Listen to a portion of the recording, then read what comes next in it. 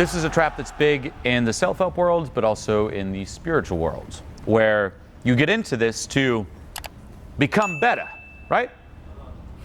However, in the process, you get hooked on being broken. You get hooked on something being wrong with you. You get hooked on believing you always need healing, right? It's crazy how that works. And I've been seeing this pattern come up more and more, where people will even get into, say, spirituality, like letting go. And instead of using the process to let go, what do? They use the process as another requirement to resist who they are and to hate themselves. Okay? We all have this, a list of requirements and, barriers to self-love. Right now, if I ask you, do you want to love yourself? You want to feel amazing here? Yeah? Yeah. Do you feel amazing? Like, well, I guess so. Could you feel better? Yeah. Why don't you feel better?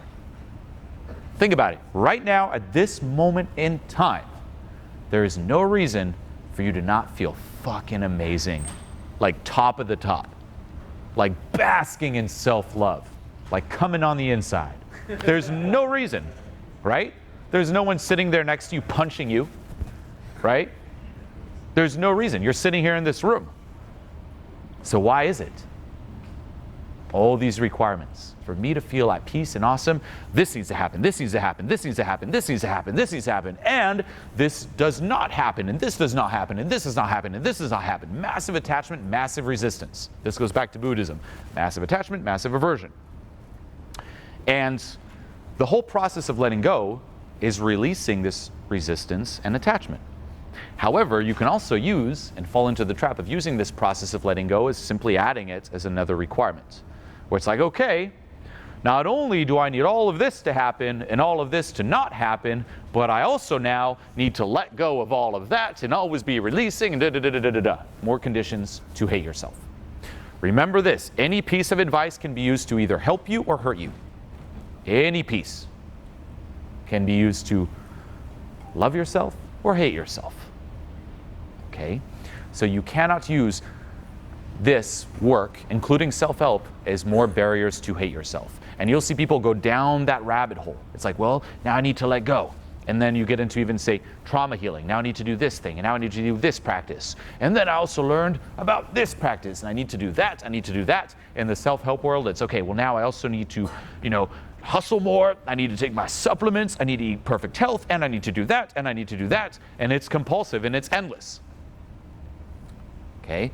Do you ever have that? Like in the self-help, traditionally it's like, I need to work out to feel amazing, but then I need to go to the sauna to detox, and now I don't feel amazing because the toxins in me, and I need all my supplements, and if I miss one supplement, god damn it, everything fucking sucks, and I don't feel the same. That's the same trap. And what is it all reinforcing? That you currently are broken. The more you need to let go, the more you're assuming that there's stuff to let go of. The more you need to improve yourself, the more you're assuming you're not improved to begin with. Only someone who's not improved is trying to improve themselves. Only someone who is not good enough is trying to become good enough. Only someone who is not confident is trying to be confident. Confident people don't try to be confident. If you're trying to be confident, you're telling yourself, I'm not confident. That's the belief you're reinforcing. That's the assumption you're reinforcing. You can't get there that way. It's impossible to become confident. The only way to truly get there is to realize confidence, to let go of all the shit that's telling you you're not confident. Okay? To draw this, that's what we do. We all assume we're down here. I must be confident. I must be enough. But that's keeping the fact that you're not enough and not confident alive. Right? Now, there are actually 3 ways of going about it. The lowest paradigm is, okay, I'm not confident. I have low self-esteem. I hate myself. What I'm going to do to relate is I'm going to bring people down to my level. All right? I saw this in the dating world with like negs. What's the purpose of a neg? Like a subtle diss. Let's diss them so their self-esteem is affected too, so we're both shitty self-esteem. Now, thank God we're out of that. The next step is, okay, that's bad. Let's not bring people down. Let's bring myself up. Let's elevate myself to their level. But that doesn't work either because it's endless. For you to be good enough to be confident, it has to start with that. You can't become that because then it's assuming that you're not enough without what you need to become it. So shifting it to, why do I assume I'm down there to begin with? Why do I assume I'm not confident? And shift it to, what if I'm confident to begin with, and this is a lie? What are all the things keeping this lie alive? Identify them, let go of them. And then you're just confident, just because. And that's core confidence, because it doesn't depend on anything. Okay? That's the shift.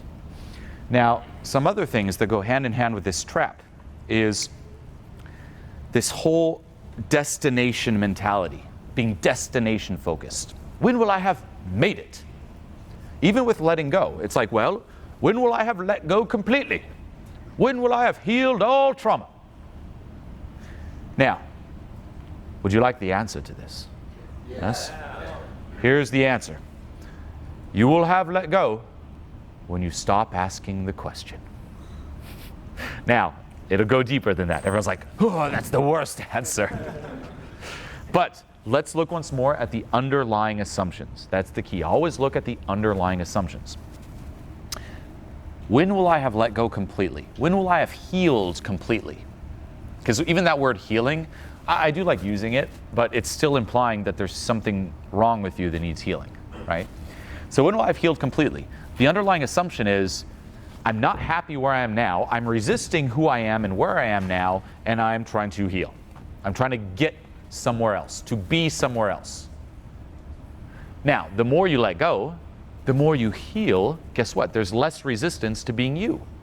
And when there's less resistance to being you right here, right now, there's no longer that compulsive need to be somewhere else. And that's why the question doesn't arise anymore. Does that make sense? Okay, so be careful not to get hooked on fixing or healing. The whole point is to realize that you are enough right now. Let go of all the barriers. Let go of the lies. Let go of the bullshit. Let go of the conditioning, the negative programming, the trauma. And realize that you are enough. And of course there are, requirements that we can be conscious of. Like if you sit down right now, like, is there any resistance to being me? You can ask yourself this question, like, right now in this chair, is there any resistance to feeling what you're feeling? Like a need to feel something else? Any resistance to the person you are, the way you look? Any resistance to the environment you're in? Any resistance to where you are in life? And you can probably feel that pull, like, I need to be feeling this. I need to be out of here. I need to be somewhere else. I need to be doing something else. Even in terms of my life, I need to be smarter. I need to have more money. I need to be more successful. I need to be further ahead of my journey. I need to look differently, right? That is what you let go of. Now, that doesn't mean stagnate. We're so binary in our thinking. We're like, it's either you fucking hate yourself and you hustle or you just stagnate. No.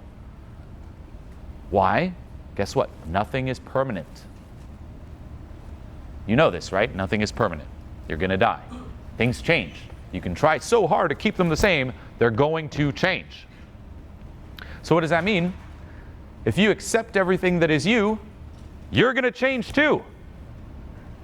So the difference is, instead of needing to be somewhere else, you embrace where you are, who you are, what you're, everything about you fully, and then you have a certain intention. That's like your compass. And then as things change, because they will, you start moving in that direction, but you're enjoying every fucking step of the way. That's the difference. Okay?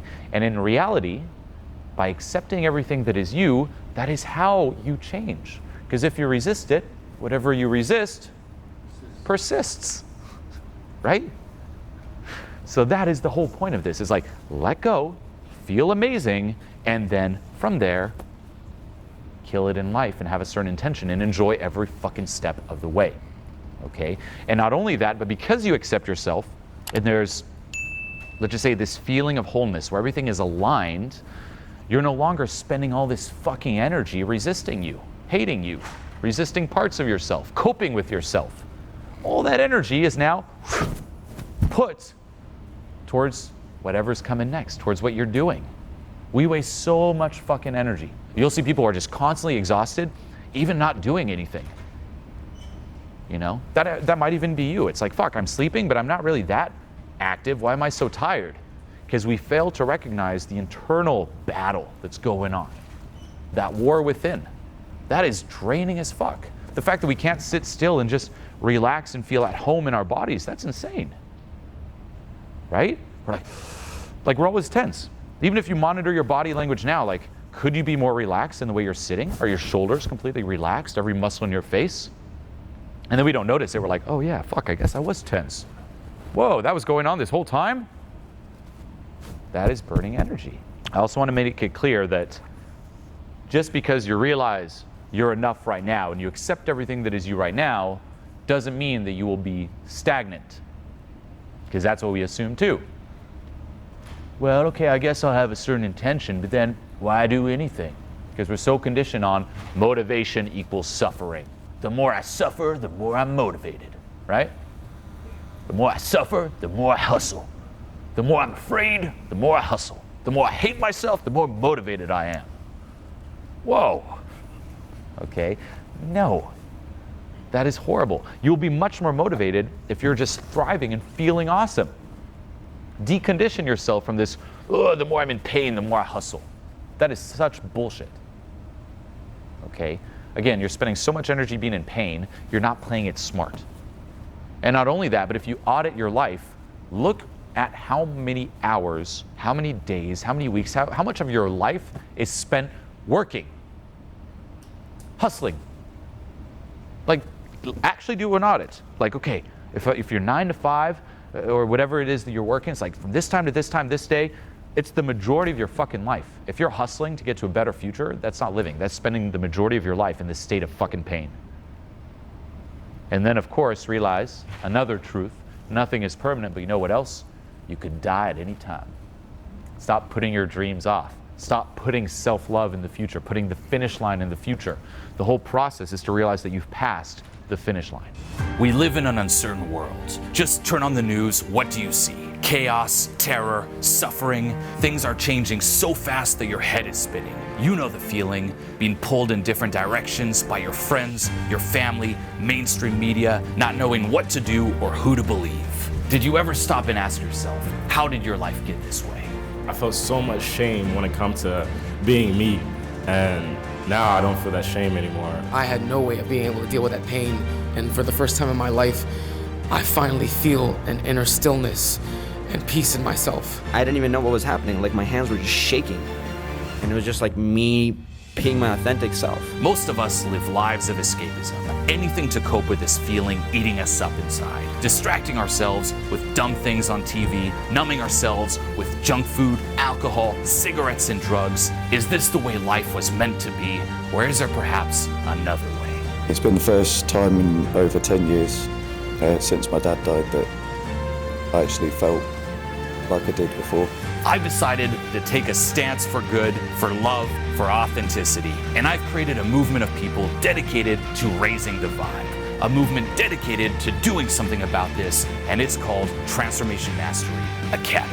That was amazing, just being able to finally find that root reason. I really want to thank each and every one of you out of the bottom of my heart.